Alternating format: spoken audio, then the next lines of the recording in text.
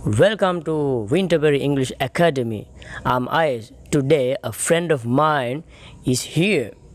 Let them know what your name is. Well, I'm Nipun Satsara.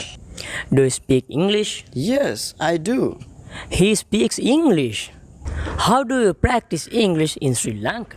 Well, to tell you the truth, in Sri Lanka it's a little bit difficult to practice English because we have no facilities to practice English. Well, but I think I have identified one method of overcoming that problem. Well, the method is listening. Listening is very important to overcome from that problem. Well, I have experienced that and I have so many results from that by using that particular method.